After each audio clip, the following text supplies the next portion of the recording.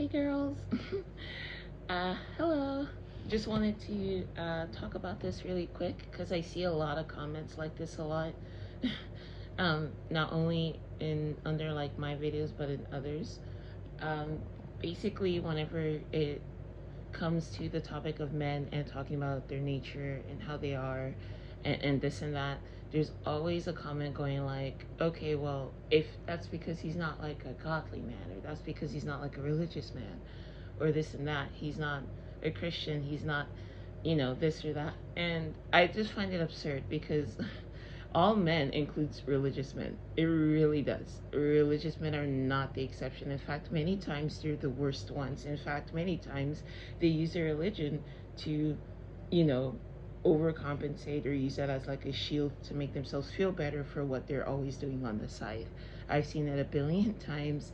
I've had clients that were like Muslim, that were Christian, that called me right after they had like a meeting with the Catholic Church that they attend, where they're like in a leadership position. Uh, had different types of denominations or whatever. Hadn't really had like a Jew yet, but I mean, one of my sugar daddies is a Jew, so like I don't know if that counts. But all I'm saying is this whole idea that, oh well, it's that these religious men somehow have some, extra, I don't know, ambition or some kind of thing to intervene, or like with um, their mentality or whatever. It's not true. Like historically, we've just seen that that's never the case. It's always, men always use religion as a way to just keep women subjugated, and this is true. This holds true whether you're religious or not, whether you believe your religious beliefs are true or not, whether you're an atheist, whether you're actually devout Christian, or whatever you are. This, what I'm saying, holds true regardless, whether in your belief framework, whether you believe these things are true or not. In that, men have used religion for their own purposes. They have created a lot of the narrative of the religion. Of the religion, a lot of the translations, they've made things purposefully to benefit them and their perspective, um, and to subjugate women while they get to do whatever they want. And we just see how that plays out in society statistically. We see how like the most religious people, how come they're the ones that are always caught with like the worst shit? It's always them. And I grew up in the Bible Belt South, dated some WASPs, been in their communities a lot of the time, and the shit that was always exposed is just always hilarious. It's guys, please stop believing, I don't know, stop believing that religious men are somehow the exception. In my experience, they're the worst. And it's funny because religious men are typically the ones that try to like project on women. They're always the typical ones online, on women's profiles, calling women whores, this or that, trying to control women. They're the ones that vote Republican. They're the ones that vote for policies to subjugate women.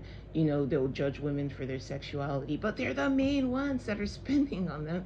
They're the main ones that are secretly going behind, and that's why they're so angry a lot of the times too, is because they're projecting their lack of self-control, the fact that they're attracted to what they're attracted to, even though they're not supposed to, supposedly. And so, they're supposed to have this family man nice facade, um, that they have to keep up, and they end up resenting that as well. And you look, religious men are just like typically very confused, depraved men, and take it from somebody that sees how they are like on their private time. Know that they are not the exception. Please don't. In fact, some of the ones that have asked for like the weirdest thing, they tend to be. You guys, please don't believe that religious men are the exception. That's all I had to say, because I've just been seeing a lot of videos and things like that where women in the comments are saying, well, it's a good thing, so and so's religious, or they'll say, well, this all happened because you didn't place God at the center of your relationship, or this. Look, like even if the woman is doing that, again, this holds true whether you actually believe this stuff or not, though it's always the woman that is always putting the effort. Like studies show that too, women are always the ones that are way more dedicated to religion than the men, even though like the men are the ones that like hold the leadership positions a lot of the time. It really is what it is. And so it's always the woman putting in the effort, and it's always the man never doing that. Overall, it's just look, men just use it for whenever it's convenient for them. They use it to have their little family unit that's convenient to them, that mainly benefits them. Again, marriage mainly benefits men.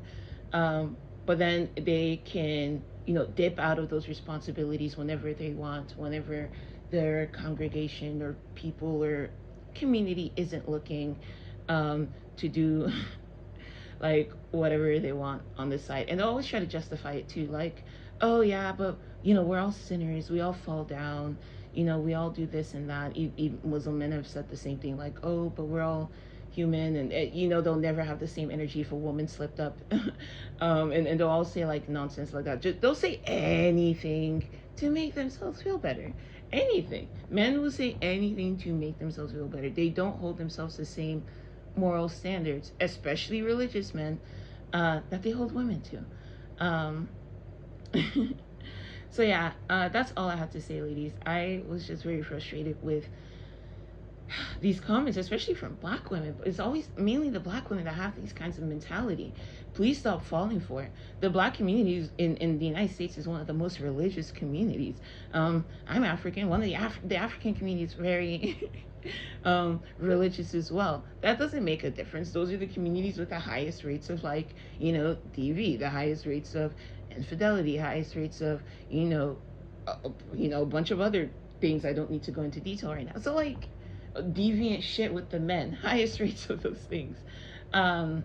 Especially like, again, in the Bible Belt South with like these overly polished people that have to always save face at the at the time. They're always I think I've made my point, guys.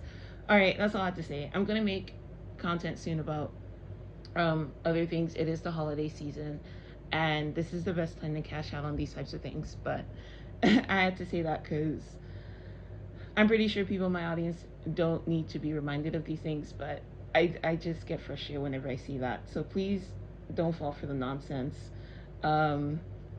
Never. And then, okay, hold on. Another thing I had to mention is whenever they are caught, that's when the religion becomes so convenient for them, is because then they'll be like, oh, well, you just need to be gracious. Where's your grace in being forgiven? Like, oh, in being forgiving, everybody has battles, this and that. And it's always used, the burden is always put on the woman to forgive, to stay, to have long suffering, to be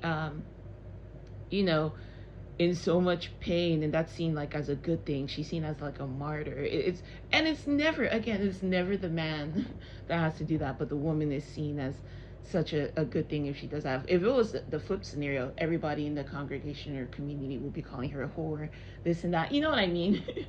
And so yeah, very, very convenient for the men. But yeah, that's I'm all over the place, guys. But I think it's very late at night at the time I'm recording this. And yeah, you guys have a good one. Don't fall for the nonsense. Realize how men use religion for their own convenience. Even if you are religious, you should be able to see that is how it has played in your religion for centuries, and just know how to, I guess, protect yourself, guard your womb. Marriage really only benefits men, especially in religious communities, especially in religious communities. Like, you'll hear a really dumb story, like, you guys don't know how bad it is, like stories like how especially in like in these WASP white family places, like overly polished people, they'll like expose like it'll be like a deacon in the church that had like a 6-year-long affair. And then he'll come out and be like, oh, well, I'm sorry, and blah blah blah, and I'll just step down and continue to be a good person. And the wife stayed with her 5 kids, mainly because, most likely because she had no other choice, because she had 5 fucking kids. And she was just seen as, oh wow, she's so strong. And this is the kind of stuff they want you to be able to do, with religion, by the way. They want to be able to, do whatever they want, have, still the stability and structure, and then patch it up with the whole, oh well, you just must be forgiving, and it is what it is. So saith the faith, even though we never equally enforce this. Anyways, all right, guys, I'm leaving for real this time. Have a good one, and talk to you later.